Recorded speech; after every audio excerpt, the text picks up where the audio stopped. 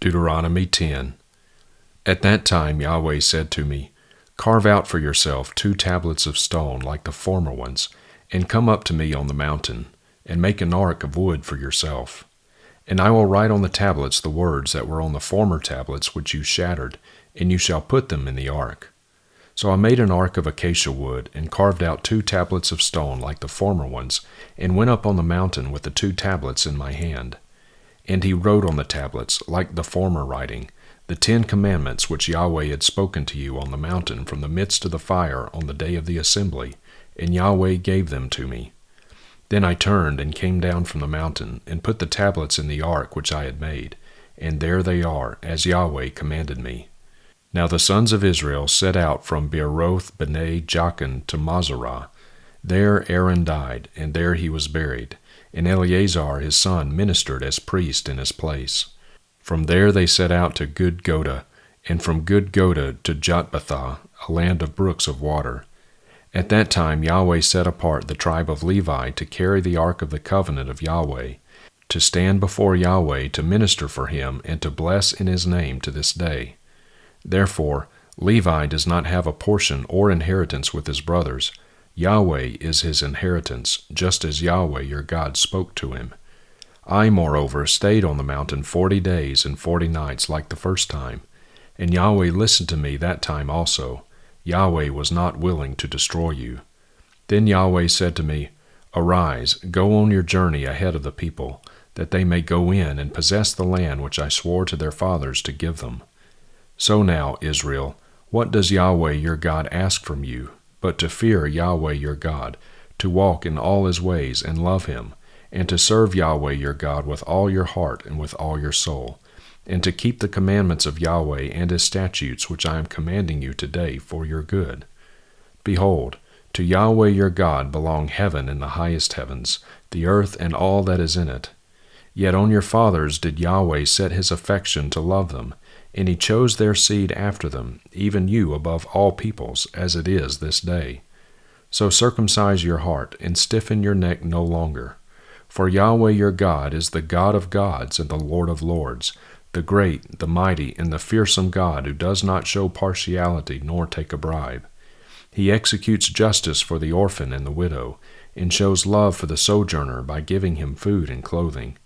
So show love for the sojourner, for you were sojourners in the land of Egypt. Yahweh your God you shall fear, him you shall serve, and to him you shall cling, and by his name you shall swear. He is your praise, and he is your God, who has done these great and fearsome things for you, which your eyes have seen. Your fathers went down to Egypt 70 persons in all, and now Yahweh your God has made you as numerous as the stars of heaven.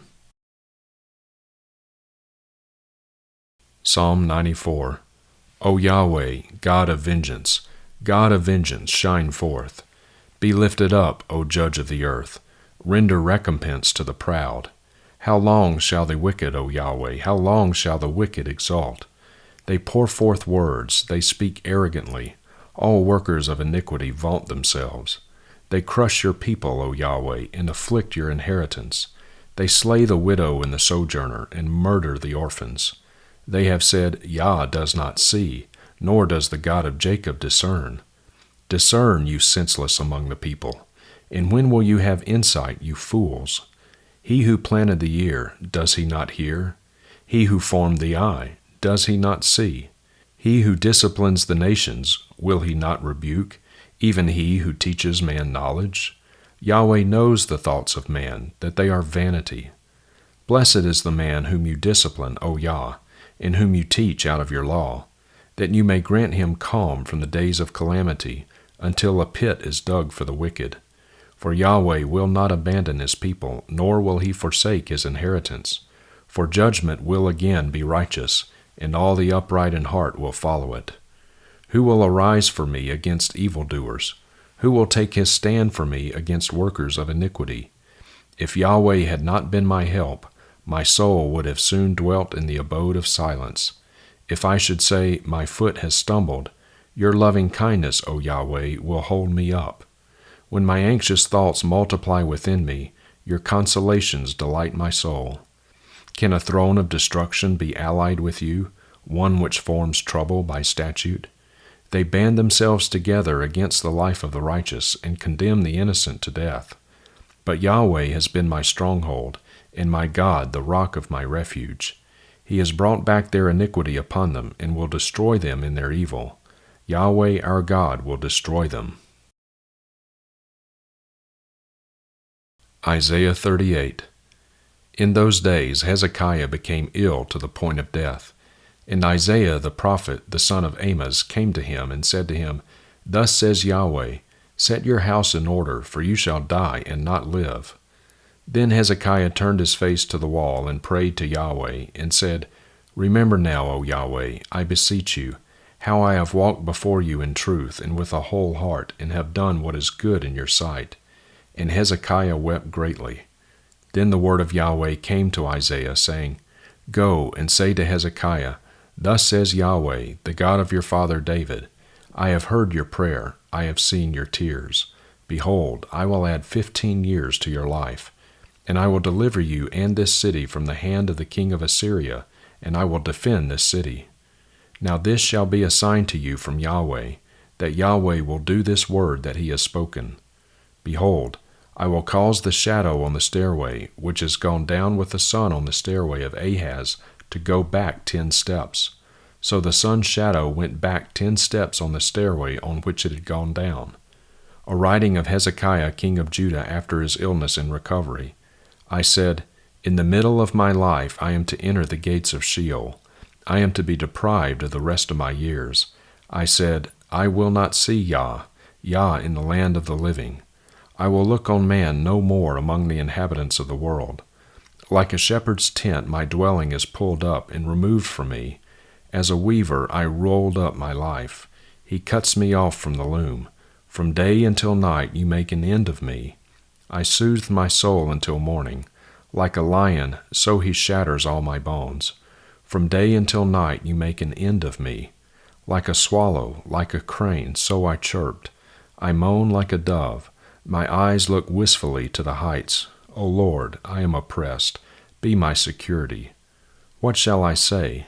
Indeed, he has spoken to me, and he himself has done it. I will wander about all my years because of the bitterness of my soul. O Lord, by these things men live, and in all these is the life of my spirit. O restore me to health, and let me live. Behold, for my own well-being I had great bitterness. But it is you who has held back my soul from the pit of nothingness. For you have cast all my sins behind your back. For Sheol cannot thank you, death cannot praise you. Those who go down to the pit cannot keep watch for your truth.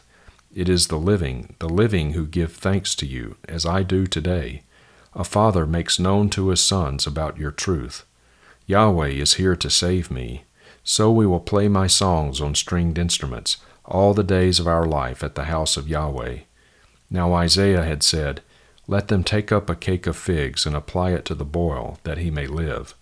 Then Hezekiah had said, What is the sign that I shall go up to the house of Yahweh? Revelation 8. When he opened the 7th seal, there was silence in heaven for about half an hour. Then I saw the 7 angels who stand before God, and 7 trumpets were given to them. And another angel came and stood at the altar, having a golden censer, and much incense was given to him, so that he might add it to the prayers of all the saints on the golden altar, which was before the throne. And the smoke of the incense went up with the prayers of the saints, out of the angel's hand before God. Then the angel took the censer and filled it with the fire of the altar, and threw it to the earth. And there followed peals of thunder and sounds and flashes of lightning and an earthquake. And the 7 angels who had the 7 trumpets prepared themselves to sound them. And the first sounded, and there came hail and fire mixed with blood, and they were thrown to the earth. And 1/3 of the earth was burned up, and 1/3 of the trees were burned up, and all the green grass was burned up. And the second angel sounded, and something like a great mountain burning with fire was thrown into the sea, and 1/3 of the sea became blood. And 1/3 of the creatures which were in the sea, those which had life, died, and 1/3 of the ships were destroyed. And the third angel sounded, and a great star fell from heaven, burning like a torch, and it fell on a third of the rivers and on the springs of waters. And the name of the star is called Wormwood. And a third of the waters became wormwood, and many men died from the waters, because they were made bitter. And the fourth angel sounded, and a third of the sun, and a third of the moon, and a third of the stars were struck, so that a third of them would be darkened, and the day would not shine for a third of it, and the night in the same way. Then I looked, and I heard an eagle flying in mid-heaven, saying with a loud voice, Woe, woe, woe to those who dwell on the earth, because of the remaining blast of the trumpet of the three angels who are about to sound.